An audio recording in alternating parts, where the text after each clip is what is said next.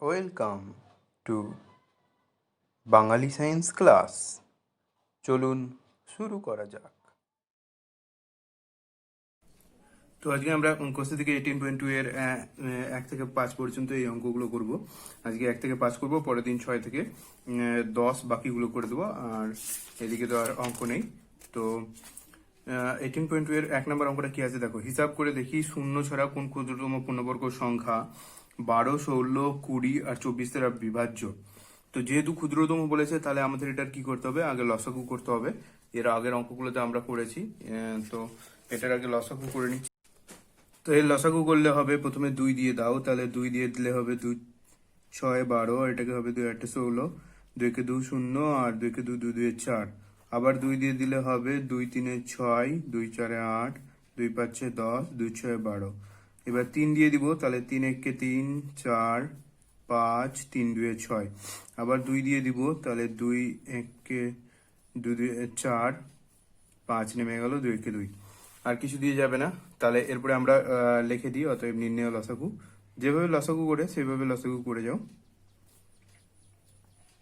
নির্ণেয় লসাগু কত? সমান সমান 2 গুণিত 2 গুণিত 3 গুণিত 2 গুণিত 1 গুণিত 2 গুণিত 5 গুণিত 1।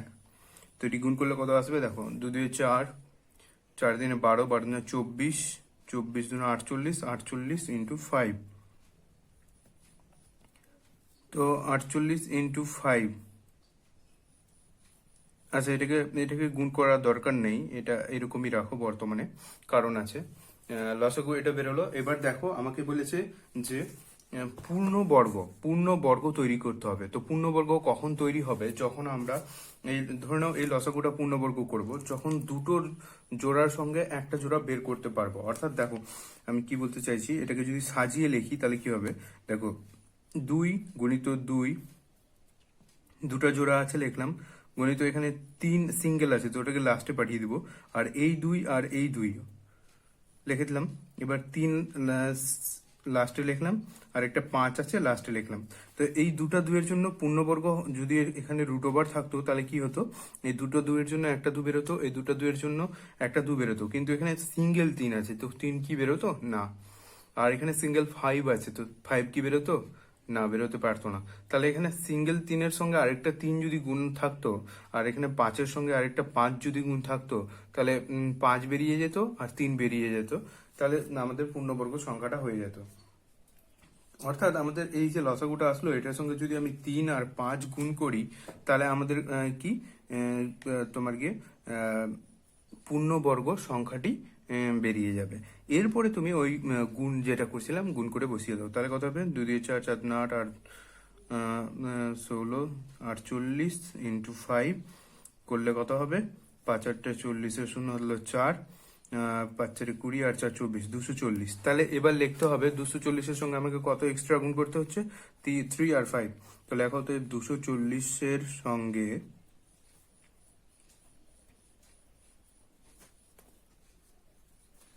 3 ইন্টু 5 গুণ করলে গুণফল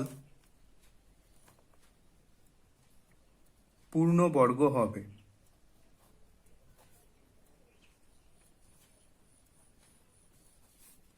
অতএব এবার লিখে ফেলো যে অতএব নির্ণেয় ক্ষুদ্রতম পূর্ণবর্গ সংখ্যাটি হলো, অতএব নির্ণেয় ক্ষুদ্রতম পূর্ণবর্গ সংখ্যাটি হলো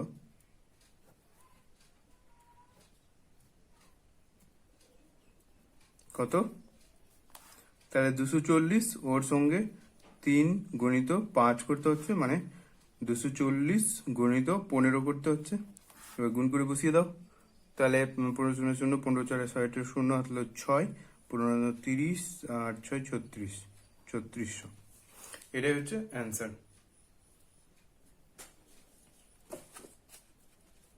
চলো এরপরে আমরা পরের অঙ্কটা করব। পরের অঙ্কটা 2 নম্বর অঙ্কটা করব।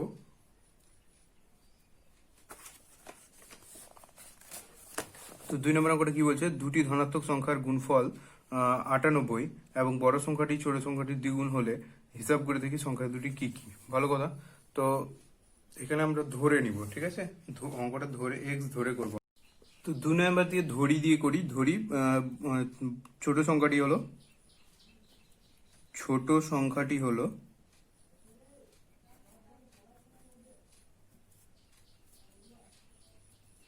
ছোট সংখ্যাটি হলো এক্স ধরে নিলাম এবং বড় সংখ্যা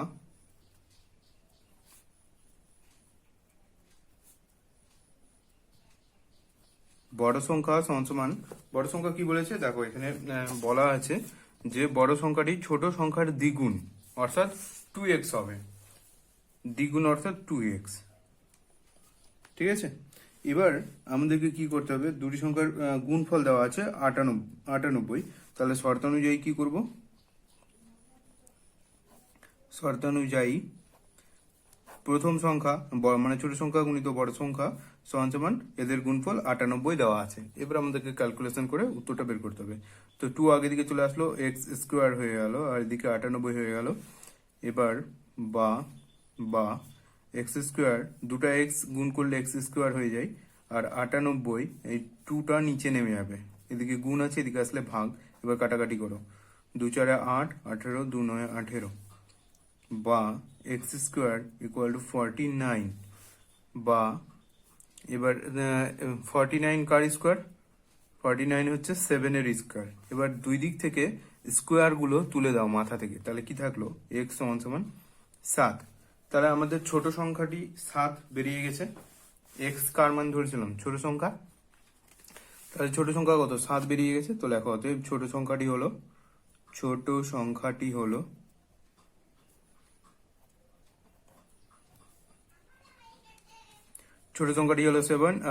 এবং বড় সংখ্যাটি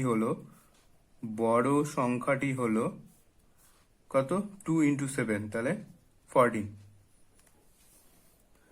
তাহলে আমাদের এটা 2 নম্বর অঙ্কটাও কমপ্লিট হয়ে গেল।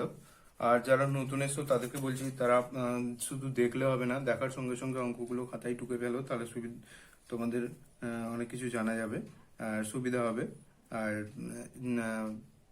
এর আগের অঙ্কগুলো ডেসক্রিপশন বক্সের লিংক পেয়ে যাবে বা শেষে এন্ড স্ক্রিন থেকে লিংক পাবে বা উপরে আই বাটন থেকে লিংক পেয়ে যাবে, সেগুলো থেকে দেখে নাও এবং অঙ্কগুলো টুকে রাখো। এরপরে চলো 3 নম্বর অঙ্কটা করব। বলছে কোন ক্ষুদ্রতম পূর্ণবর্গ সংখ্যার একটি উৎপাদক 17, অর্থাৎ 17কে কত দিয়ে গুণ করলে পূর্ণবর্গ সংখ্যা হবে। তো এটা তো সিম্পল ব্যাপার, 17কে 17 দিয়ে গুণ করলেই পূর্ণবর্গ সংখ্যা হবে। তো এখানে 3 নম্বর জাস্ট একটা লাইন লিখতে হবে যে নির্ণেয় ক্ষুদ্রতম পূর্ণবর্গ সংখ্যাটি হলো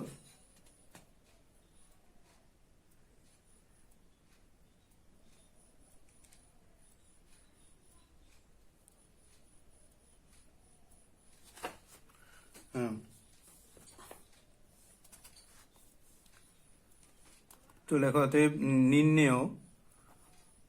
নির্ণেয় ক্ষুদ্রতম পূর্ণবর্গ সংখ্যাটি হলো ক্ষুদ্রতম পূর্ণবর্গ সংখ্যাটি হলো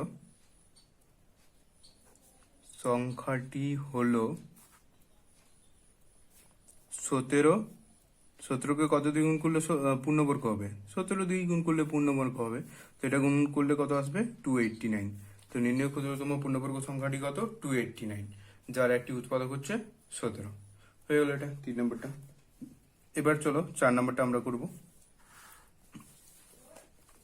তো 4 নম্বরটা কি বলছে, 10, 15, 20, 30 দ্বারা বিভাজ্য ক্ষুদ্রতম পূর্ণবর্গ সংখ্যা শূন্য ছাড়া নির্ণয় করি। ক্ষুদ্রতম পূর্ণবর্গ সংখ্যা বলেছে, ওই সংখ্যাগুলি দিয়ে বিভাজ্যর পরে পূর্ণবর্গ সংখ্যা কোনটি,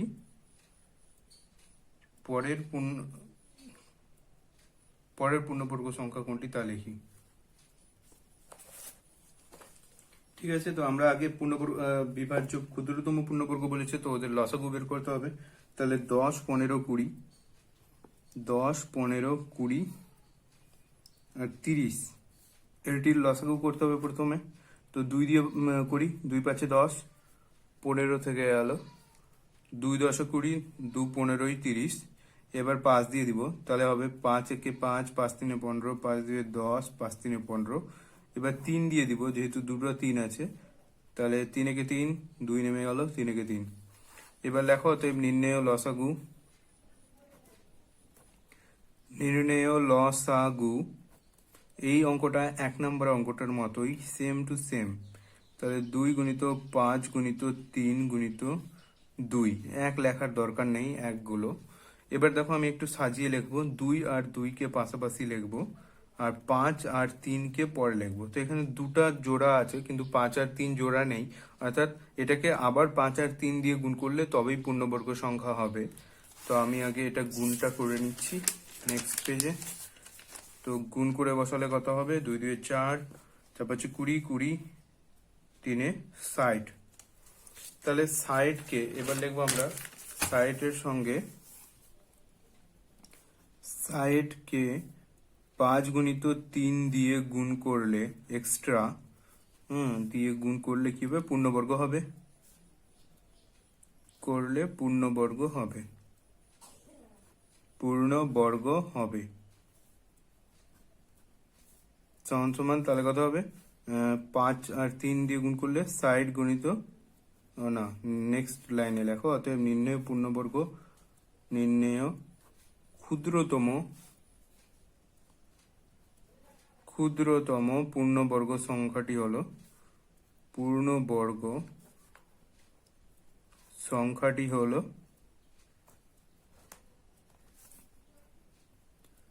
কত, 60 গুণিত 5 গুণিত 3। তাহলে কি হবে, 15 3 5 3 15, 60 গুণিত 15, 15 6 90, 900। তাহলে নির্ণয় ক্ষুদ্রতম পূর্ণবর্গ সংখ্যাটি কত, 900, সেটা আমাদের বেরিয়ে গেছে। আর আরেকটা জিনিস যে, আচ্ছা এটা 900 বেরিয়ে গেছে। এরপরে দেখো এখানে একটা জিনিস যেটা বারবার আমি বলছি, যে এখানে 5 আর 3 দিয়ে গুণ করতে হবে, 5 আর 3 দিয়ে গুণ করতে হবে। তোমরা কি বুঝতে পারছো, তোমরা বুঝতে পারছো না হয়তো, তো আমি এখানে একটু রাপে জিনিসটা বুঝিয়ে দিচ্ছি। দেখো যে এটা যদি পূর্ণবর্গ হতো, অর্থাৎ রুটের মধ্যে নিতাম, তাহলে 2 গুণিত কত কত আছে, 2 গুণিত 2 গুণিত 5 গুণিত 3, 2 গুণিত 5 গুণিত 3।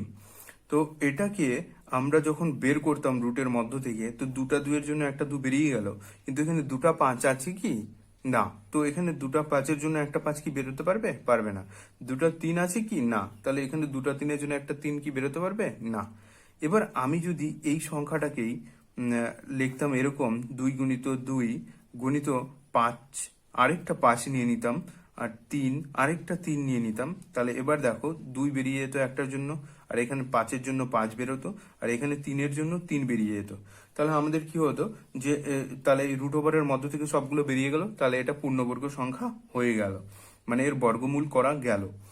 তাহলে এখান থেকে দুটো 5 আছে তারপরেই বের করতে পারলাম, আর এখানে দুটো 3 আছে তারপরেই বের করতে পারলাম। তাহলে আমাকে এখানে তো আমার কাছে তো ছিল একটা 5 আর একটা 3, এখানে দুটো 5 চলে আসলো, তো মানে একটা 5 এক্সট্রা আসলো, আর এখানে একটা 3ও এক্সট্রা আসলো। তো এই 5 আর 3টা কি গুণ আকারে লিখেছিলাম, তাই জন্যই আমি বলছিলাম যে এখানে আরেকটা 5 আর আরেকটা 3 গুণ আকারে লিখতে হবে। এই যে একটা 5 একটা 3, তাই জন্য এখানে বলছিলাম একটা 5 একটা 3 গুণ আকারে লিখতে হবে। এরপরে আমরা এইদিকে কি করলাম, ওই সেই ইটাকে 5 গুণিত 3, একটা 5 আর একটা 3 দিয়ে ওই মানে ওই সংখ্যাটাকে গুণ করলাম, মানে অর্থাৎ ওই সবগুলোকে যদি টোটাল গুণ করি, টোটাল গুণ করে আমার যেটা আসলো, টোটাল গুণ করে আমার আসলো 60 আসলো। সেই 60কে 5 গুণিত 3 দিয়ে গুণ করে আমার কি করলাম, পূর্ণবর্গ তারপরে হলো। তারপরে প্রথম পূর্ণবর্গ সংখ্যা আমার 900 চলে আসলো। এবার আমার দ্বিতীয় পূর্ণবর্গ সংখ্যা জানতে চেয়েছে। তো দ্বিতীয় পূর্ণবর্গ সংখ্যা কিভাবে বের করতে হয়, দেখো প্রথম পূর্ণবর্গ সংখ্যার সঙ্গে 1 দিয়ে গুণ করলে প্রথম পূর্ণবর্গ সংখ্যাই পাবো, ঠিক আছে। এবার প্রথম পূর্ণবর্গ সংখ্যার সঙ্গে 1-এর পরের পূর্ণবর্গ সংখ্যা কত, আমাদের পূর্ণবর্গ সংখ্যার সিরিজটা কিরকম ছিল, দেখো 1, 1-এর পর 2, 2 কিন্তু পূর্ণবর্গ নয়, 3 পূর্ণবর্গ নয়, 4 হচ্ছে পূর্ণবর্গ, অর্থাৎ যাকে বর্গমূল করা যাবে সেটাই হচ্ছে পূর্ণবর্গ। এবার 5, 6, 6 না, 7 না, 8 না, 9 হচ্ছে পূর্ণবর্গ, অর্থাৎ 1-এর স্কোয়ার 1, আর এটা 2-এর স্কোয়ার, এটা 3-এর স্কোয়ার। এবার 9-এর পর হবে 16, তাহলে এটা হবে 4-এর স্কোয়ার, 16-এর পর হবে 25, তাহলে এটা হবে 5 এর স্কোয়ার। তো আমার প্রথমের পূর্ণবর্গ সংখ্যা কোনটা? 1, তারপরে 4, তারপরে 9, তারপরে 16, তারপরে 25, এরকম চলতে থাকবে, ঠিক আছে? তো আমি এবার দ্বিতীয় পূর্ণবর্গ সংখ্যা দিয়ে এটাকে গুণ করতে হবে, যেটা হচ্ছে 4। তো 1 দিয়ে গুণ করলাম, প্রথমটাই আসলো, 4 দিয়ে গুণ করবো, তাহলে আমার দ্বিতীয় পূর্ণবর্গ সংখ্যা বেরিয়ে যাবে। তাহলে 9 4 কত? 36, তাহলে 3600। তাহলে এবার অতএব দিয়ে এখানে আমাকে লিখতে হবে, এই যে এই লাইনটা, পরের লাইনটা বলেছে যে ওই সংখ্যাগুলি দিয়ে বিভাজ্য পরের পূর্ণবর্গ সংখ্যা কোনটি তা লেখি। ওই পরের পূর্ণবর্গ সংখ্যা কোনটি তা লেখি। তো লেখো, অতএব পরের পরের পূর্ণবর্গ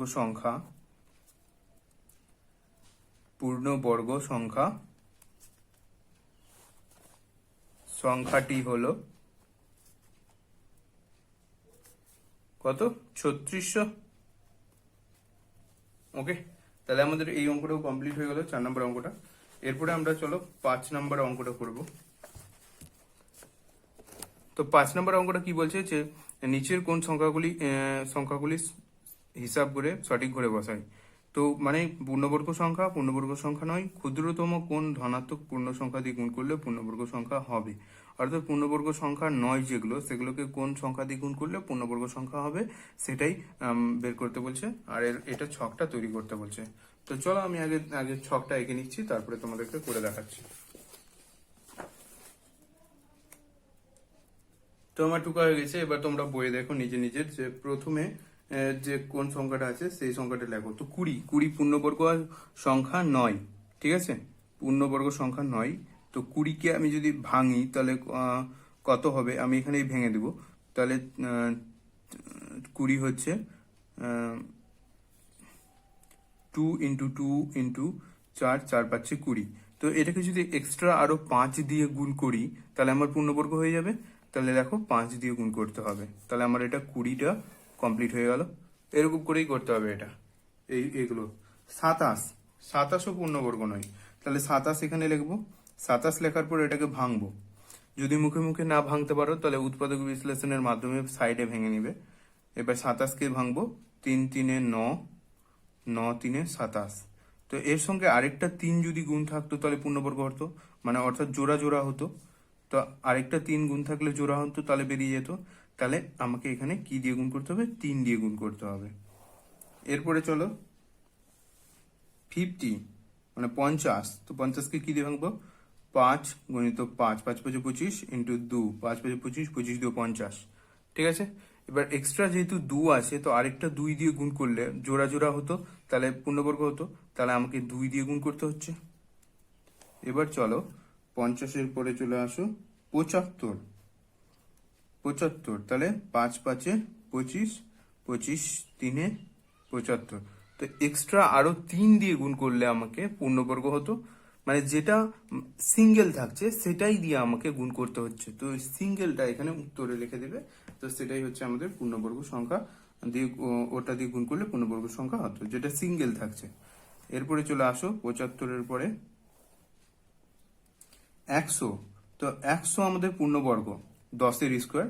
তো আমি পূর্ণবর্গর ঘরে লিখবো, কারণ যে এটা হচ্ছে 10-এর স্কোয়ার। ঠিক আছে? এরপরে চলে আসো 100-এর পরে চলে আসো 108। এটা পূর্ণবর্গ না, তাহলে এখানে লিখবো। এবার 108কে আমি মুখে মুখে ভাঙতে পারবো না, যেটা বললাম যে রাফে বা নিচে করে নাও। তো 108কে আমি কি করব? উৎপাদক বিশ্লেষণের মাধ্যমে ভাঙবো। 2 5 10, 2 4 8, আবার 2 দিয়ে 2 দিয়ে 4, 2 7 14, এবার 3 দিয়ে 3 9 27, 3 দিয়ে 3 3 9। তাহলে 2টা 2 আর 3টা 3। তাহলে এটা এবার লিখে দিই এখানে গুণ করে। 2টা 2 আর 3টা 3, 2 3।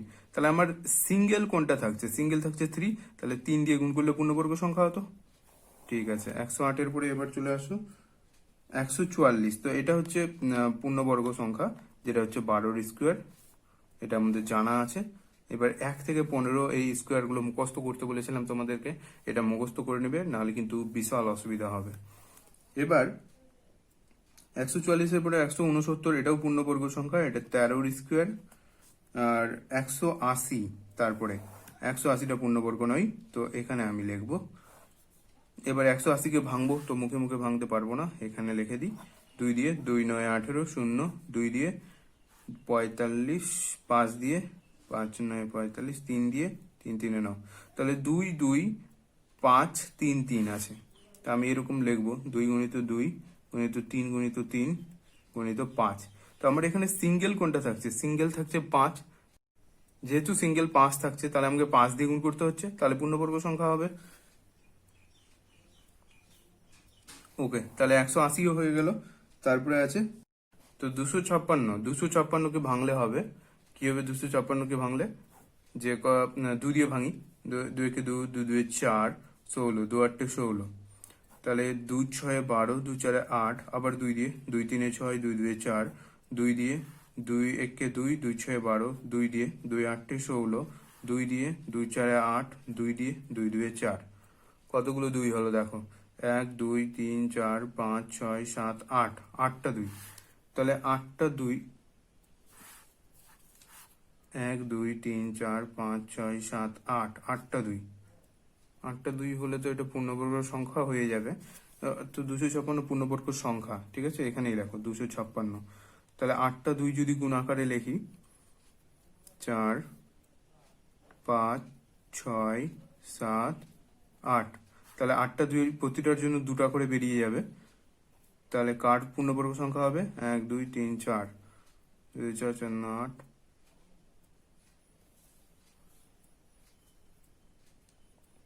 তাহলে এটা হয়ে যাবে 16 স্কোয়ার হয়ে যাবে। অর্থাৎ 256 হচ্ছে পূর্ণবর্গ সংখ্যা। আমি প্রথমে একটু ভুলে গেছিলাম, তাই জন্য তোমাদেরকে বারবার বলে রাখি 1 থেকে 20 পর্যন্ত মুখস্থ রাখার চেষ্টা করবে বর্গগুলো। 1 এর স্কোয়ার কত, 2 এর স্কোয়ার কত, এরকম করে, তাহলে সুবিধা হবে। তাহলে আমাদের এখানে 1 থেকে 5 পর্যন্ত অঙ্কগুলো করা হয়ে গেল। হ্যাঁ, ঠিক আছে। এরপরে আমরা 5-এর পরে 6 থেকে 10 এই অঙ্কটি পরের দিন করে দেব। তো ভিডিওটি ভালো লেগে থাকলে একটা লাইক মেরে দাও, আর কোনো অসুবিধা থাকলে কমেন্ট বক্সে জানাও। আর এভাবে নিত্য নতুন ভিডিও দেখার জন্য, অঙ্কর সলভ দেখার জন্য আমাদের চ্যানেলটিকে সাবস্ক্রাইব করে নাও আর দেখতে থাকো Bengali science class. Thank you for watching.